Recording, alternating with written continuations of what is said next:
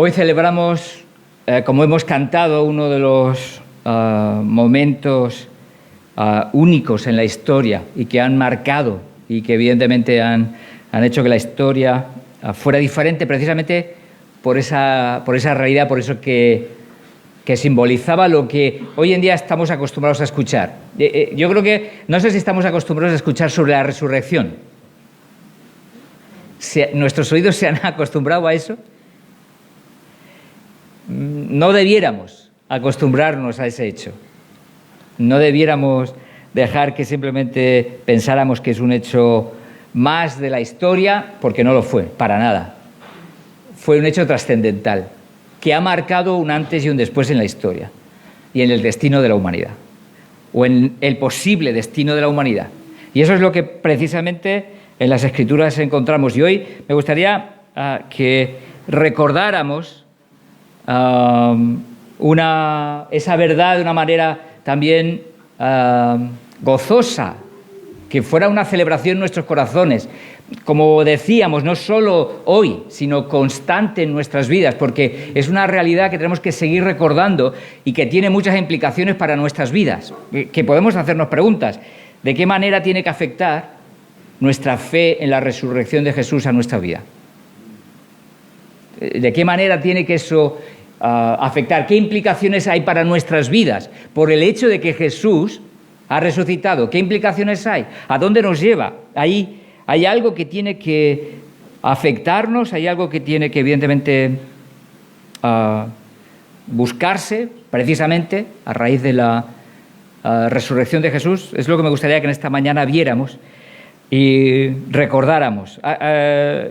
El texto de Mateo 28, en los 4 evangelios se nos narra la resurrección, en cada evangelio con detalles que el resto no tiene, y que entre los 4 pues, se nos narra muchos detalles. El propósito no eran solo los detalles, sino evidentemente anunciar la resurrección y confirmar, y sobre todo, si os dais cuenta, cuando nos acercamos al texto, muchas veces se les indica a aquellos que llegan a la tumba: mirad, ved, para que entiendan, para que comprueben que Jesús ha resucitado. Y eso es lo que buscaban y pretendían los autores, los evangelistas, a la hora de poder escribir el texto. En el capítulo 28, el versículo 5, cuando están María Magdalena y María también, están allí en la tumba, han ido a ver el cuerpo de Jesús. Dice en el versículo 5, dice que se les presentó el ángel y les dijo, mas el ángel respondiendo dijo a las mujeres: no temáis vosotras, porque yo sé que buscáis a Jesús, el que fue crucificado. El que fue crucificado. No está aquí, pues ha resucitado. Aleluya. Ha resucitado.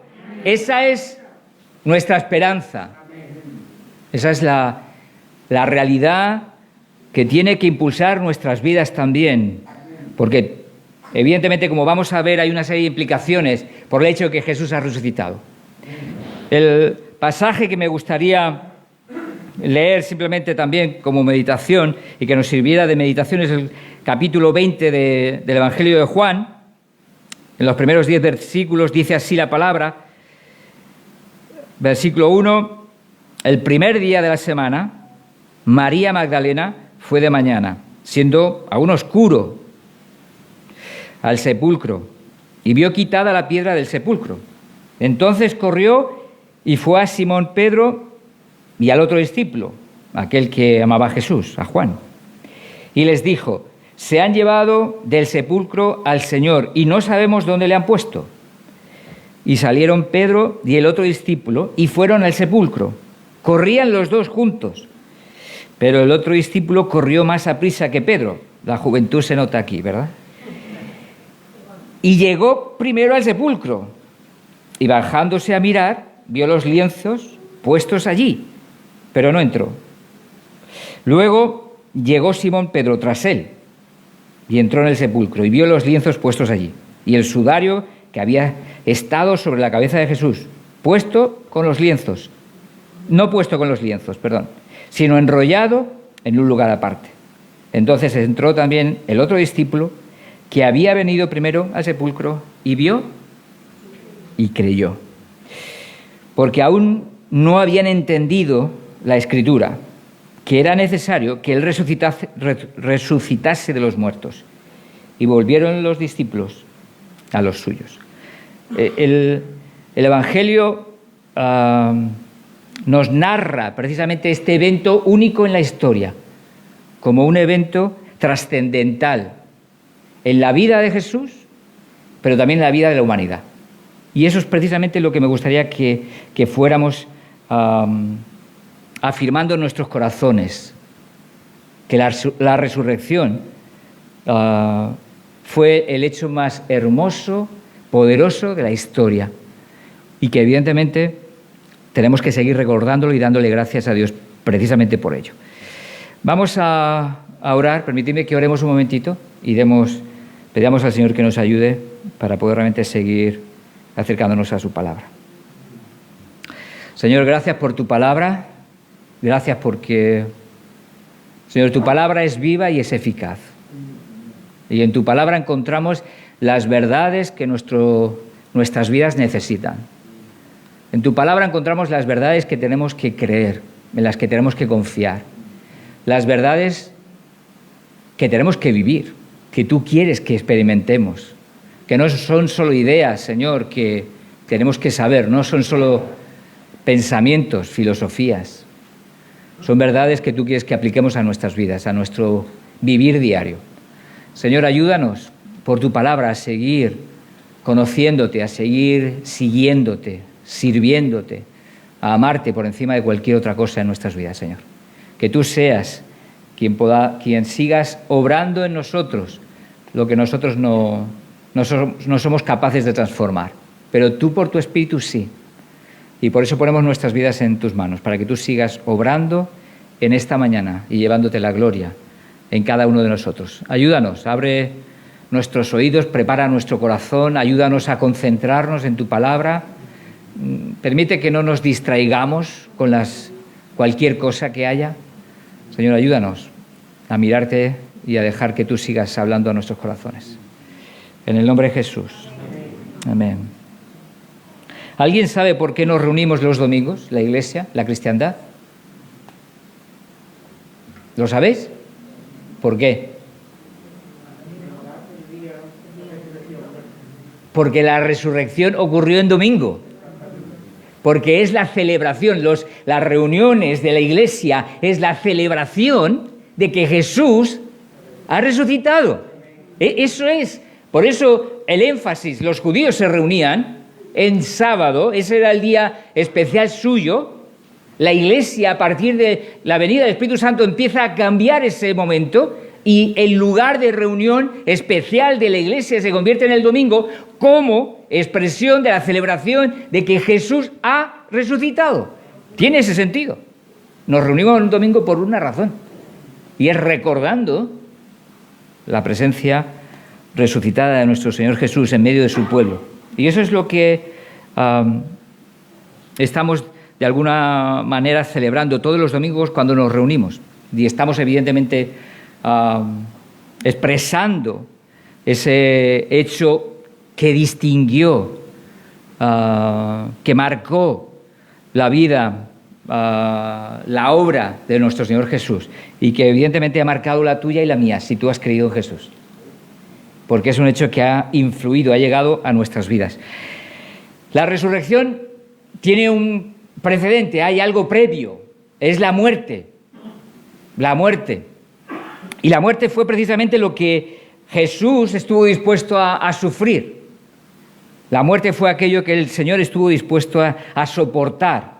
Muchos la vieron como una derrota, pero para nada era una derrota. La entrega voluntaria de sí mismo para nada era una derrota, era todo lo contrario, era una victoria. Capítulo 19 de Juan, el versículo 30, hay unas palabras, de esas 7 palabras que a veces se enseñan sobre las últimas palabras de Jesús. Hay una frase corta de Jesús que revela precisamente que su obra fue completada en la cruz. Él cumplió a cabal, él llevó a cabo, terminó, completó aquello a lo que Dios le había destinado. Era morir en una cruz. Las palabras que encontramos en el Evangelio, Juan 19:30, son estas. Cuando Jesús hubo tomado el vinagre, dijo, consumado es. Consumado es. Él había completado la misión por la cual había venido, no sin tentaciones. Porque Jesús tuvo tentaciones. Getsemaní, ¿qué fue? Fue una tentación. ¿Qué es lo que hace y muestra Jesús en Getsemaní?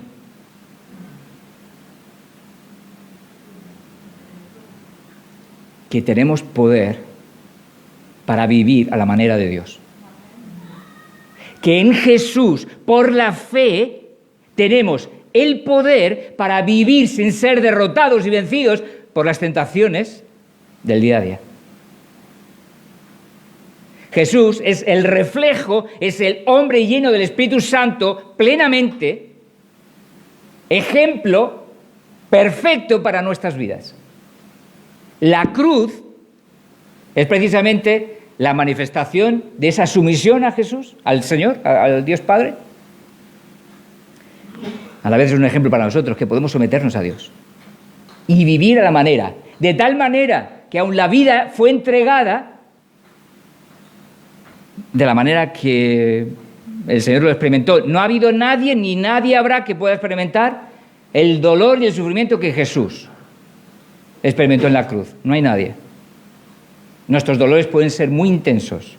Nuestro sufrimiento puede ser muy intenso. Podemos creer que somos los únicos que están sufriendo en este mundo.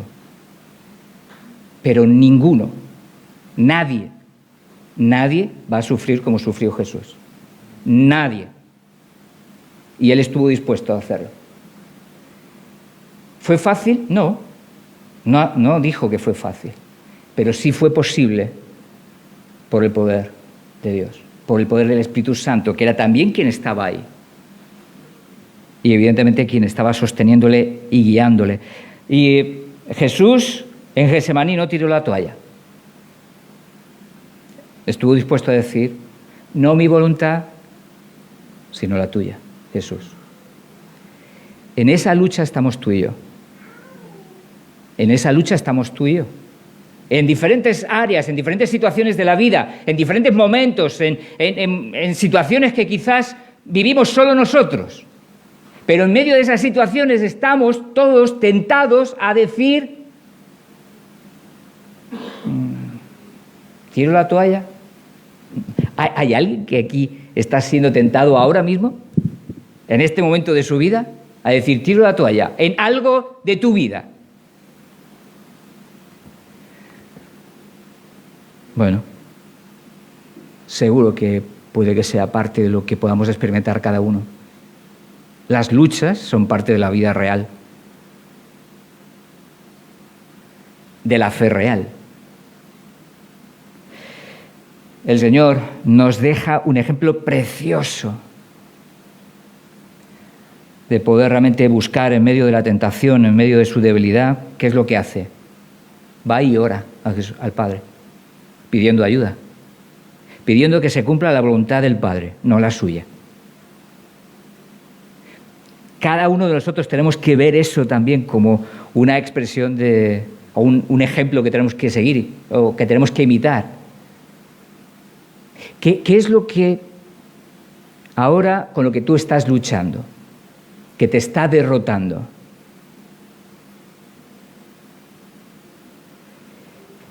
¿Vas a permitir que siga derrotándote? ¿Vas a permitir que la debilidad sea lo que prime en tu vida? Puedes. Tenemos libertad. Dios no nos empuja a hacer su voluntad. Él nos presenta lo que es su voluntad y nos dice, esto es lo mejor. ¿Quieres? Pídeme ayuda. Tenemos una parte cada uno de nosotros y tenemos una responsabilidad a la que el Señor nos llama y tenemos un ejemplo que nos ha dejado nuestro Señor Jesús a seguir, un ejemplo de entrega. Hay un texto que me encanta de Gálatas donde nos invita precisamente a seguir sirviendo al Señor, a seguir agradándole, a ver la victoria de Jesús en nuestras vidas, porque nosotros hemos sido llamados a ser más que perdedores, ¿verdad? ¿Tú has sido llamado a ser un derrotado? ¿Dios te ha llamado a eso? ¿A qué te ha llamado? ¿Y por qué muchas veces nuestras vidas parecen más una lástima que otra cosa? Y a veces hasta queremos dar lástima a los demás. Pobrecito de mí. Es cierto, no estoy menospreciando el dolor y el sufrimiento que podemos pasar. Todos pasamos por ahí, ¿eh? Todos. Unos de un tipo y otros de otro. Pero la cuestión es la perspectiva que tenemos que tener de la realidad que vivimos. ¿Qué es lo que Dios quiere de nuestras vidas? Es lo que tenemos que preguntar. No lo que yo siento. Porque me gustaría, y además tengo ganas de un día predicar sobre eso, hermanos. Sobre el yo siento. Estamos tan dominados por el yo siento, por nuestras propias emociones, por nuestros sentimientos, estamos cegados por nuestros sentimientos, que no vemos lo que Dios dice, que no vemos lo que Dios nos ha mostrado por su palabra, solo vemos nuestros sentimientos y nuestra visión se nubla y dejamos de ver quién es Dios, qué es lo que hace, qué es lo que quiere hacer, cuáles son sus planes, sus propósitos, dejamos de ver. Es como si yo me quitara las gafas ahora, no reconocería a ninguno, no os veo. Gracias a Dios por las gafas. Pero eso nos ocurre también en el ámbito espiritual. Y tenemos que aprender a recordar que Dios tiene el poder para ayudarnos. La muerte de Jesús no fue una derrota, fue una victoria por su entrega. Y eso es parte de lo que el Señor también nos está llamando a cada uno de nosotros. Dice el versículo 9 de Gálatas 6, no nos cansemos pues de hacer el bien, no te canses de hacer el bien. Sigue haciendo lo que Dios te está pidiendo.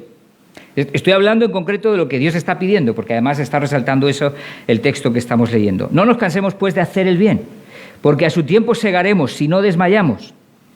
Así que según tengamos oportunidad, hagamos bien a todos. Y mayormente, ¿a quiénes? A los de la familia de fe.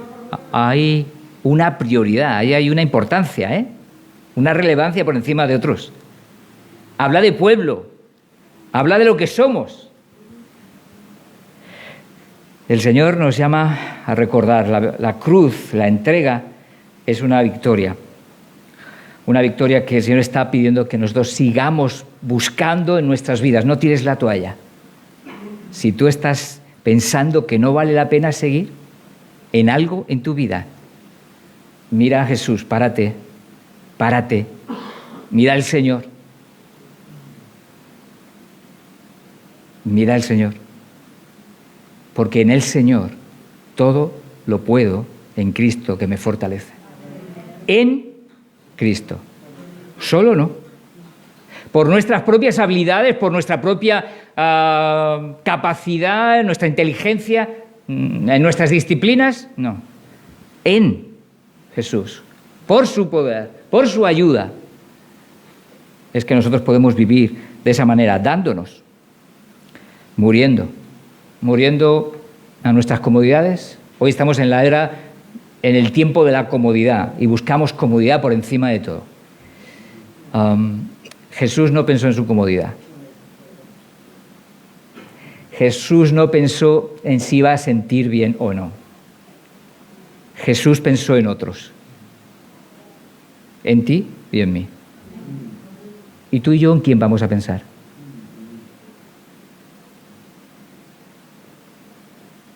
¿En quién vamos a pensar? ¿En nosotros mismos? Es una opción. Es una opción. Pero no es la opción de Jesús. La suya fue darse por otros. y estar dispuesto a sacrificarse por otros y salir de su comodidad precisamente para bendecir a otros. La cruz es el puente, es el punto de partida para que luego viniera precisamente el evento increíble que luego ocurrió, que fue la resurrección. Con la resurrección lo que estábamos viendo es que la muerte no es ¿qué? El final. Muchos pensaban que la muerte era el final. De hecho, muchos experimentaron eso. ¿Os acordáis de los discípulos de Emaús que van en el camino? ¿Hacia dónde iban esos discípulos cuando les cuentan incluso que Jesús había resucitado, o que algunos habían escuchado de que Jesús había resucitado? ¿Alguien se acuerda hacia dónde iban? Regresaban a su pueblo, a Emaús. Regresaban, o sea, ya todo se había acabado. Ya la muerte era el final, no había más, no tenían la esperanza, no veían, no creían, como Jesús les va a decir luego más adelante en las Escrituras. Jesús se les revela, se les presenta, ellos no se dan cuenta y dice que ellos pensaban que las cosas tenían que ser de una manera. Es la razón que les da a Jesús, ¿no?, cuando Él está hablando con ellos acerca de sí mismo. Y ellos pensaban que era el final. Sus expectativas no se habían cumplido, ¿no?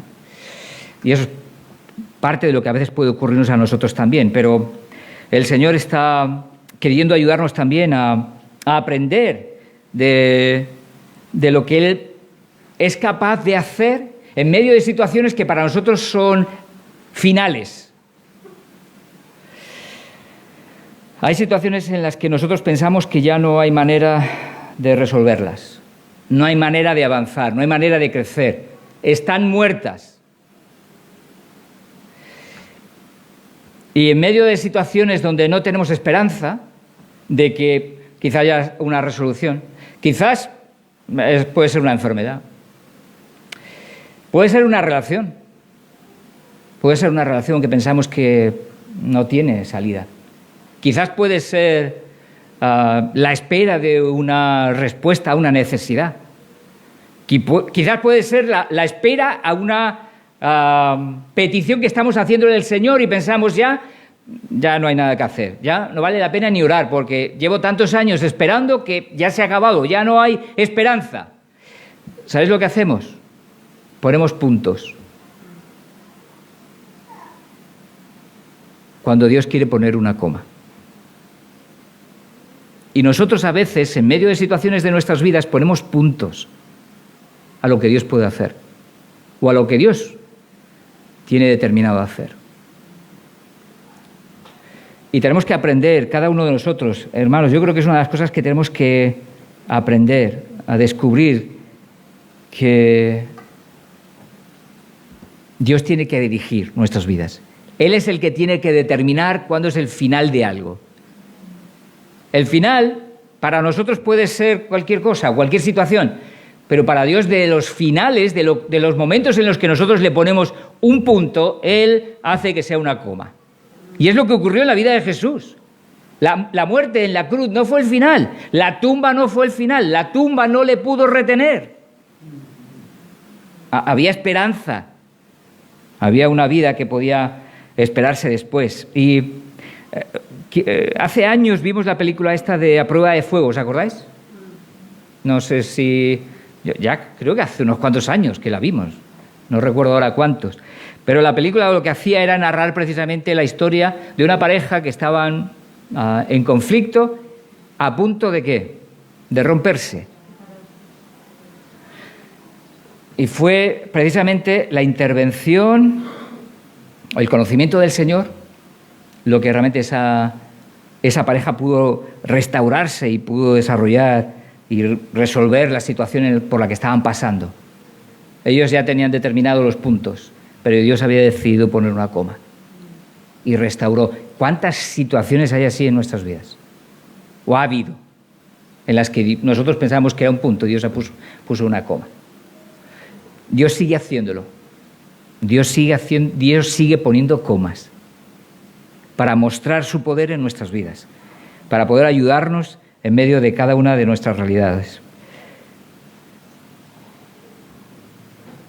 ¿Estás poniendo algún punto en tu vida? ¿Estás pensando que hay algo donde Dios no puede obrar? ¿Hay alguna situación, alguna relación, alguna necesidad donde Dios no puede obrar?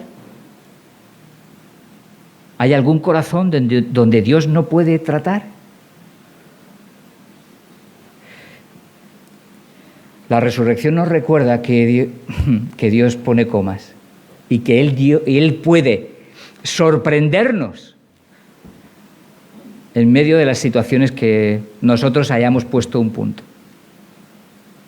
Y evidentemente eso es parte de lo que el Señor está llamándonos en esta mañana a seguir recordando, hermanos. Estamos aquí para recordar lo que Jesús ha manifestado con su resurrección. La resurrección es una fuente de esperanza para nuestros corazones.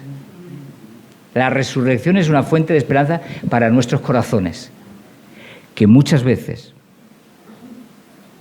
no ven, que muchas veces son incrédulos, que muchas veces nos conformamos con el punto. Pero Dios ha dicho que no. Y es la resurrección, esa fuente de esperanza para nuestras vidas.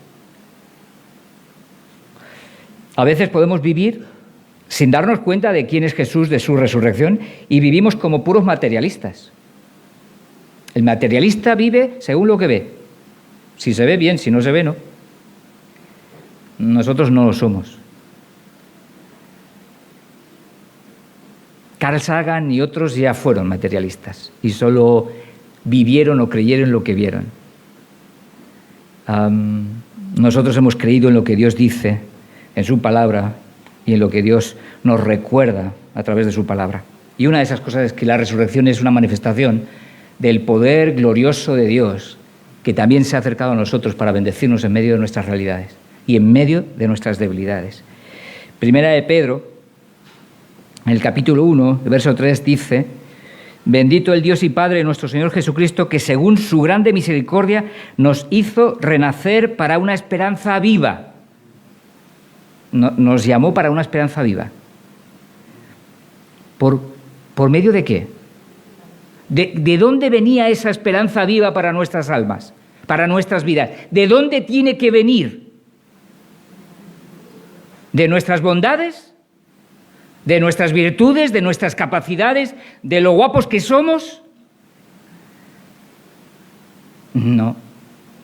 Dice la palabra que nos hizo renacer para una esperanza viva por la resurrección de Jesucristo de los muertos.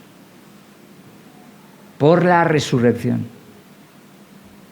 Implicando muchas cosas, evidentemente, según lo que está diciendo el texto.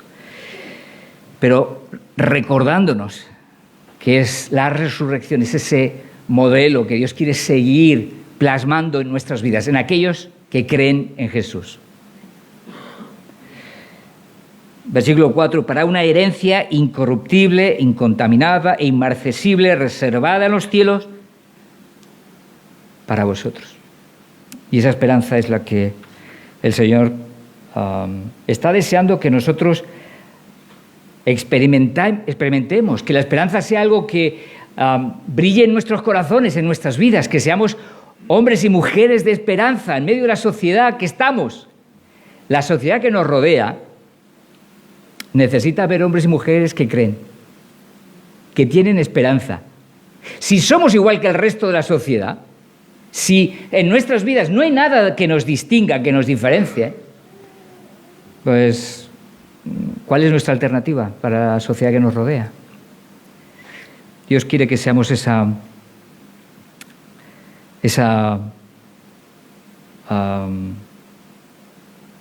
ese instrumento por el cual Él esté acercándose a vidas que evidentemente necesitan al Señor.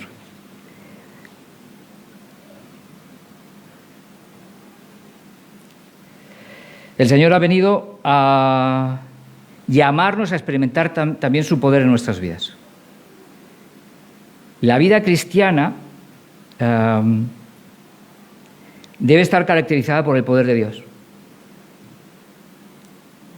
no por la derrota, no por el desánimo, desaliento. ¿Significa que no podemos pasar por ahí, por los desiertos? No significa eso. Hay desiertos en la vida, evidentemente. Pero lo que no puede ser la tónica general de un cristiano es que la vida sea un ¿qué? Un desierto, ¿no? Si siempre la vida es un desierto, hay algo raro, hay algo que falla. ¿Dónde está nuestra fe? ¿Dónde está puesta nuestra mirada? Y el Señor nos llama precisamente a experimentar ese poder en nuestras vidas. Efesios, en el capítulo 1, nos llama precisamente y nos recuerda eso. A partir del verso 17. Para que el Dios de nuestro Señor Jesucristo, el Padre de gloria, os dé espíritu de sabiduría y de revelación en el conocimiento de Él.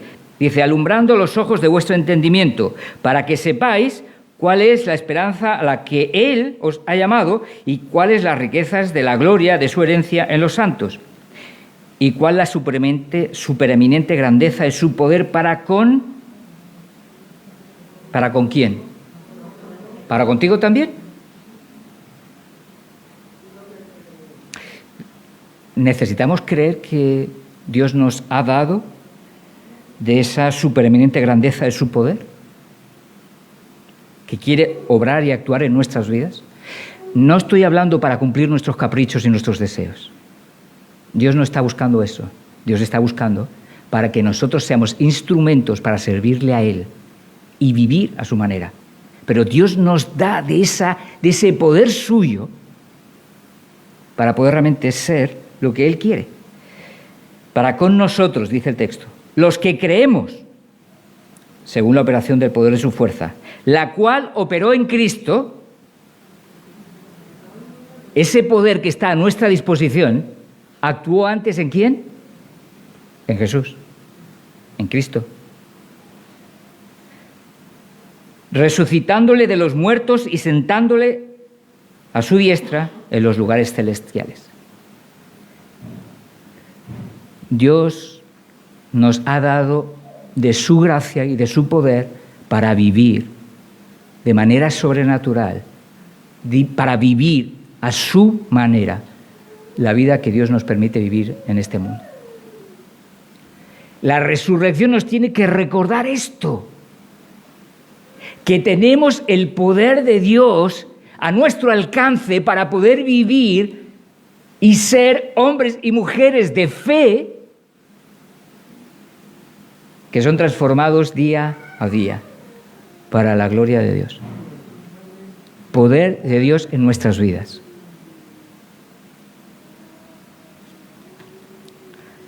Dios nos ha dado de su gracia precisamente para que vivamos de esa manera.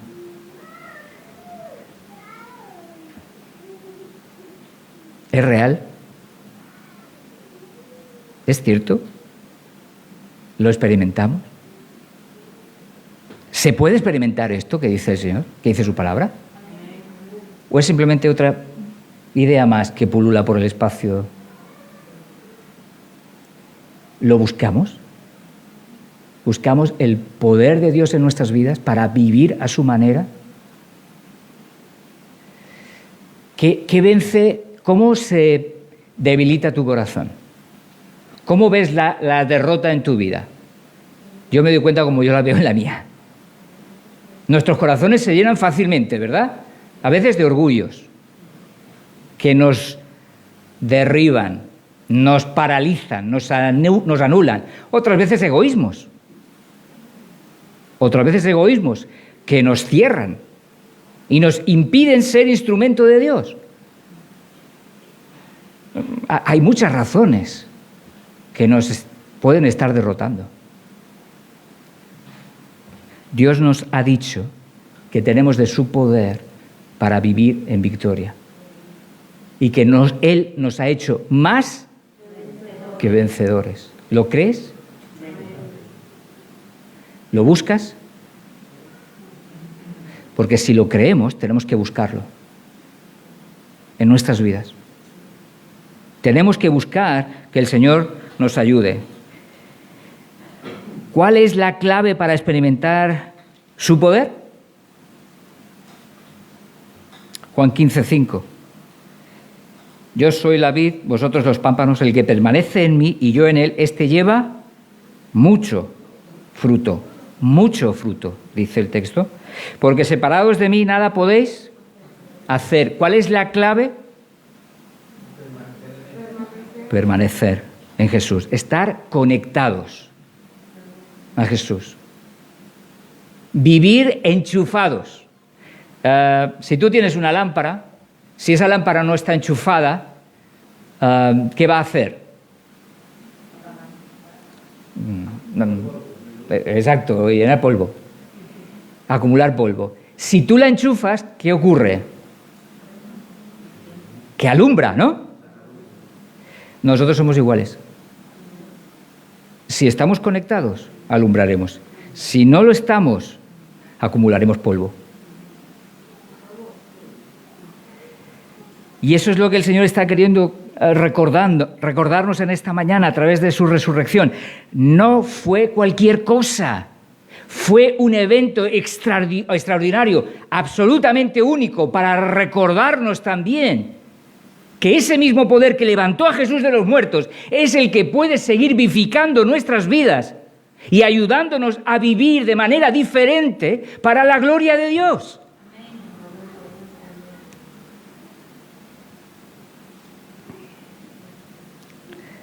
El Señor nos ha llamado a vivir de esa manera. Y el Señor nos sigue recordando que esa resurrección no fue cualquier evento. La resurrección de Jesús cumplía varias funciones. Una era evidenciar que la muerte de Jesús en la cruz tenía el respaldo, el sello divino. Dios Trino estaba absolutamente detrás de la muerte de Jesús, respaldando que esa muerte era el plan, propósito de Dios. Esa era una de sus características y que evidentemente encontramos en la palabra. La cruz es la evidencia del respaldo de Dios. La cruz es la evidencia de que en Jesús hay salvación. La cruz, la resurrección, que diga, es la evidencia de que hay perdón de pecados en Jesús. Sin resurrección no habría. Sin resurrección, dice Pablo que no hay nada, que somos dignos de lástima. La muerte por sí sola no era suficiente. No era suficiente. Hacía falta vida. Eso es lo que ocurre en Jesús. La evidencia de eso, del poder de Dios, del poder transformador de Dios, fue la resurrección. Eso otorgó poder a la muerte en la cruz de Jesús. Si no hay... Pablo resalta eso en el capítulo 15 de Corintios y lo insiste en muchas maneras.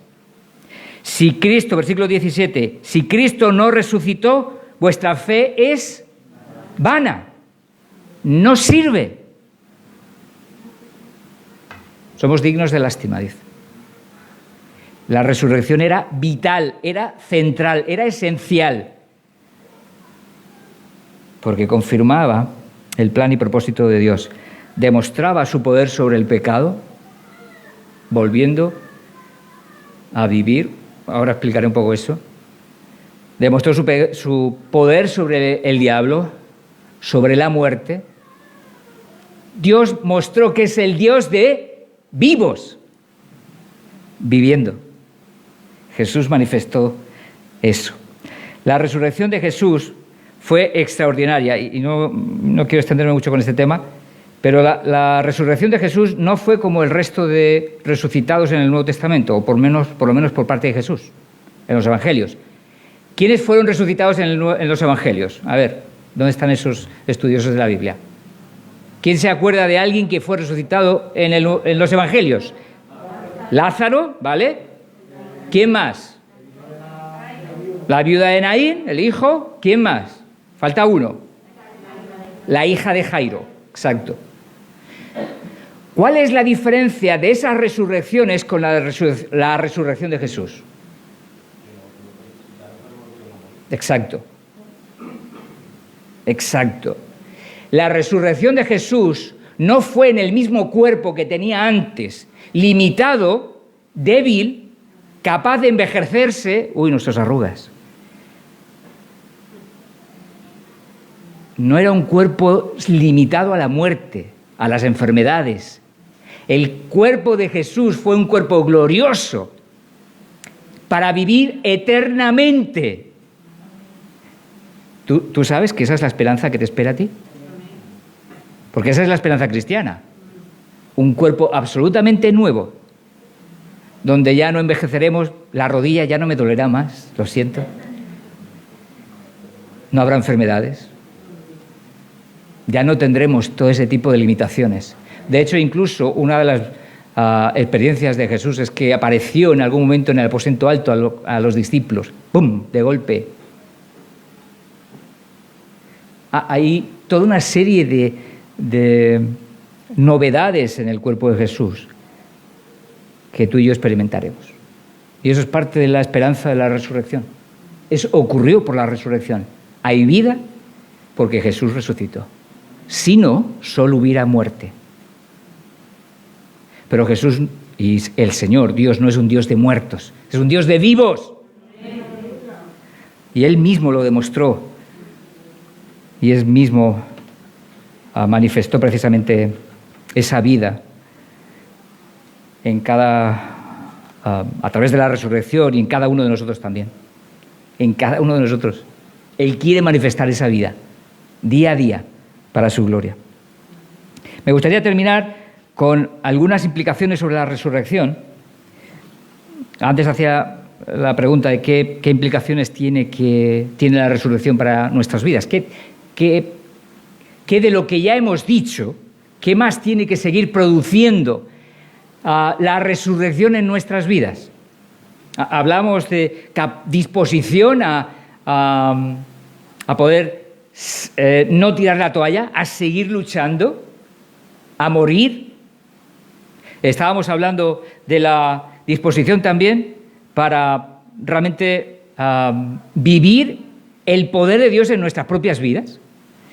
Pero hay una tercera que me gustaría resaltar, es algo que nos recuerda 1 Corintios 15:58. La resurrección nos invita y nos llama a lo que ese texto de 1 Corintios 15:58 nos está llamando. Vamos a leerlo. Dice, versículo 58, así que, hermanos míos, amados, estad firmes y constantes, creciendo en la obra del Señor siempre, sabiendo que vuestro trabajo en el Señor no es en vano. ¿Sabéis a qué nos está llamando? Porque este versículo, ¿dónde se encuentra? ¿De qué ha estado hablando Pablo en todo el capítulo 15 de 1 Corintios? ¿Quién lo sabe? ¿Alguna voz ahí que sepa? 1 Corintios 15, ¿de qué habla? Exacto, la resurrección. Todo el pasaje habla sobre ese tema. ¿Y cuál es la conclusión de Pablo? Que porque hay vida, porque hay esperanza, porque hay resurrección, porque hay poder de Dios en nuestras vidas tienen que ser dedicadas al servicio a Dios. Al servicio a Dios. Toda nuestra vida tiene que ser una expresión de gratitud, de entrega, de servicio a Dios. Dios nos llama y nos impulsa a dedicar nuestras vidas para Él. ¿Hay algo mejor? ¿Hay algo mejor que servirle a Él? No me contestéis, pero pensad vosotros dentro de vuestro corazón, en vuestras mentes. ¿qué estamos persiguiendo en esta vida que creemos que nos va a hacer más felices que servir a Dios?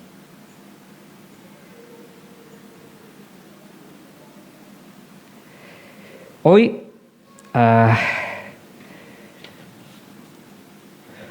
muchos viven a nuestro alrededor para ganar dinero, porque el dinero puede proveer muchos comodidades, placeres, puede proveer una vida divertida. De hecho, una de las razones que mueve a mucha gente en nuestros días también, que impulsa sus vidas, es a divertirse, a pasarlo bien. Estamos en la sociedad del sentirse bien, del que yo me siento bien es la prioridad, lo más importante. La pregunta es, ¿vivir para ganar dinero puede ser el fin y la meta de un creyente? La otra pregunta, ¿vivir para pasarlo bien y sentirme bien puede ser la meta en la vida de un creyente?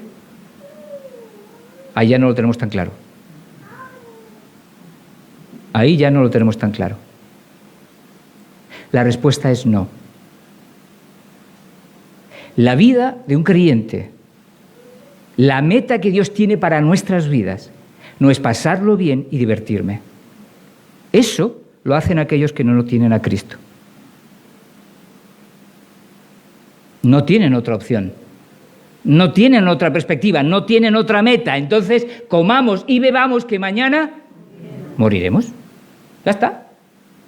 Vivir de ese modo no es cristiano. El modo de vivir cristiano es rindiendo nuestras vidas al servicio de Jesús. Es vivir para Él. Es vivir pensando y preguntándome, Señor, ¿qué quieres de mi vida?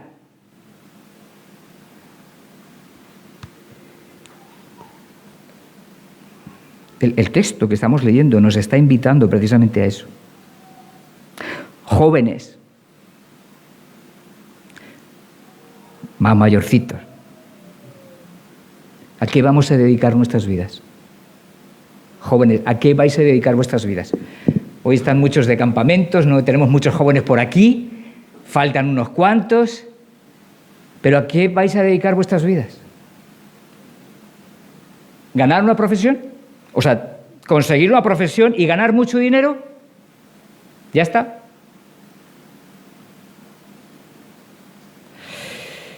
Pasarlo bien, porque eso es lo que dice la sociedad que nos rodea. Oye, ¿cómo te va la vida? Bien, bien, hombre, bien, no, mira, sin problema. Porque, hombre, es que la vida es para eso, son 2 días y, oye, ¿qué vamos a hacer con la vida? Pues pasarlo bien, ¿no? Ah, pues me alegro. El fin de la existencia no es pasarlo bien. Si Jesús hubiera pensado que el pasarlo bien hubiera sido el fin de su vida, no hubiera muerto en la cruz y no hubiera habido resurrección. Jesús es un ejemplo para ti y para mí.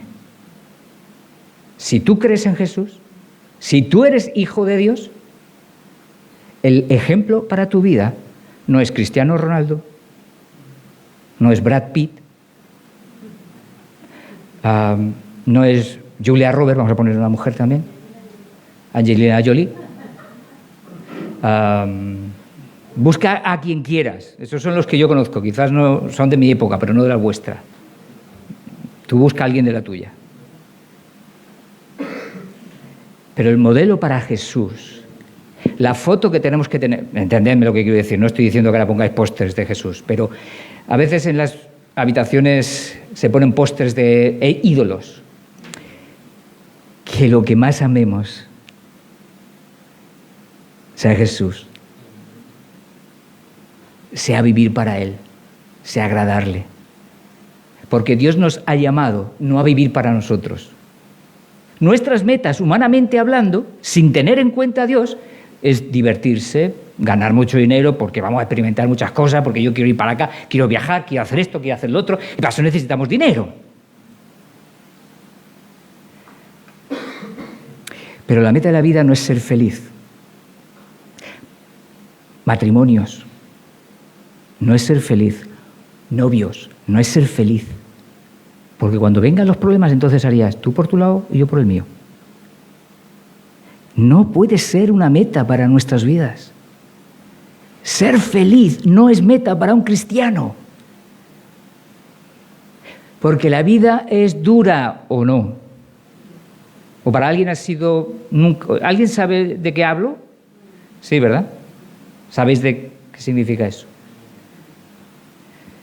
Dios no nos ha llamado a vivir una vida para pasarlo bien, que sea divertida. ¿Qué estoy diciendo? ¿Que no podemos divertirnos? No estoy diciendo eso. Espero que me entendáis lo que estoy queriendo decir. Estoy hablando de la meta final de nuestras vidas. Pero lo que sí es cierto que tendremos que estar dispuestos a renunciar a algunas diversiones en nuestras vidas, o muchas, para servir a Cristo, para serle fiel a Él. Jesús, ¿qué hizo en la cruz? Estuvo dispuesto a renunciar a mucho por ser fiel a Jesús, a Dios Padre, por servirle a Él, por agradarle. Y la resurrección es precisamente el recuerdo de que hay implicaciones para nuestras vidas. Vivir de su manera. Dios nos rescata, nos llama para vivir para Él. El propósito y sentido de tu vida, ¿cuál es?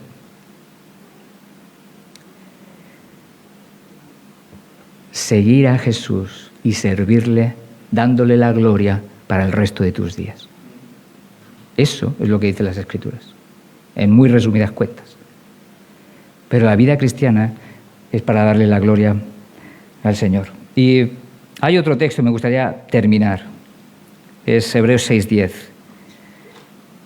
donde el Señor nos sigue invitando, nos sigue llamando a que vivamos para Él, a que vivamos sirviéndole. Dedica tu vida al Señor, dedícala. ¿Cómo puedes servirle? Si tienes duda, después acércate a mí y pregúntame, que luego te daré yo algunas cosas. Pero Dios nos ha llamado a servirle. Hebreos 6:10 dice así: porque Dios no es injusto para olvidar vuestra obra y el trabajo de amor que habéis mostrado ¿hacia qué? Hacia su nombre. Habiendo servido a los santos y sirviéndoles aún. Es a los que el Señor sigue llamándonos, a cada uno de nosotros. ¿Cómo podemos servirnos los unos a los otros? ¿Cómo podemos sacrificarnos los unos a los otros? ¿De qué manera podemos pensar el uno en el otro? Para mí, una de las cosas que descubro es que las Escrituras me ayudan tanto a dejar de pensar en mí mismo. Estamos tan imbuidos en una sociedad que lo que hace es incitarnos constantemente a pensar en mí mismo. Pero gracias a Dios que tenemos las Escrituras, que lo que hacen es apartar la mirada de mi propio ombligo y ponerla en Jesús.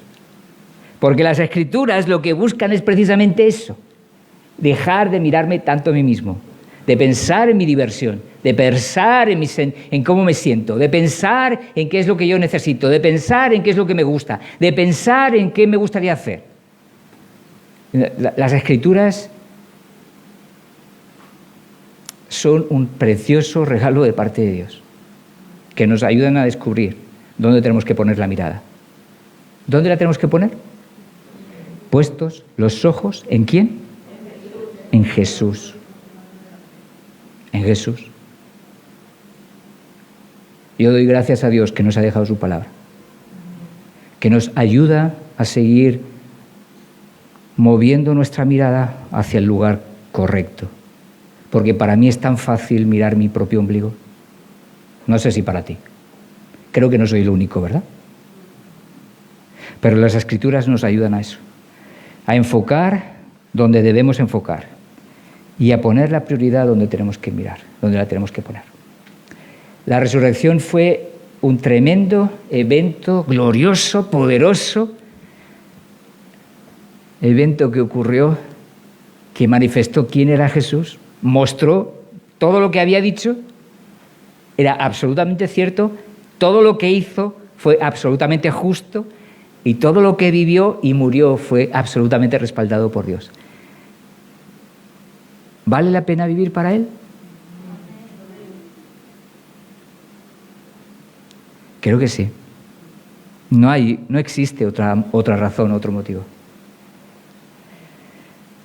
Todo lo demás es temporal, es efímero, desaparece muy rápido, puede volar muy fácilmente. Pero, ¿sabes? Todo lo que hagas, todo lo que vivas, todo lo que busques de Jesús va a tener trascendencia eterna. Si tú sirves al Señor, el servicio que hagas va a tener fruto eterno. Lo que tú edifiques en otro, lo que tú ayudes a otro a acercarse a Jesús, lo que tú hagas por el reino de Dios, va a tener trascendencia eterna. El dinero que ganemos se va a quedar aquí. Las diversiones que busquemos y persigamos se van a quedar aquí. Pero el servicio a Dios no, es eterno. Que el Señor nos ayude a vivir con esa esperanza eterna y que Dios nos ayude a vivir como hijos resucitados por el Dios Todopoderoso para su gloria. Amén. Señor, queremos darte gracias por tu palabra, gracias porque tu palabra, Señor, nos muestra lo que no vemos, Señor. Humanamente nuestros ojos se cierran tan fácilmente, pero gracias que tu palabra, Señor, está siendo ese instrumento tuyo para seguir ayudándonos a ver, a mirar y a poder realmente caminar en la dirección correcta. Señor, te ruego por cada uno de mis hermanos que tú nos ayudes a vivir, Señor, en esa entrega que tú buscas de cada uno de nosotros. Ayúdanos a vivir, Señor, entendiendo que tu poder ha sido derramado sobre nuestras vidas. Que quien mora en nosotros es el Espíritu Santo, que es el mismo que levantó de los muertos a Jesús. Señor, gracias por tu presencia en nuestras vidas. Señor, gracias por tu palabra que nos llama a servirte. Señor, gracias, porque no hay otra meta mayor en la vida que seguirte a ti, que vivir para ti, que servirte a ti, que darte la gloria que solo te pertenece a ti. Señor, ayúdanos a cada uno de nosotros a entender, a ver claramente de qué manera podemos servirte, de qué manera podemos, Señor, seguirte con todo nuestro corazón. Señor, gracias por tu palabra. Sigue usándola en nuestras vidas y en nuestros corazones. A ti sea la gloria, por los siglos de los siglos. Amén.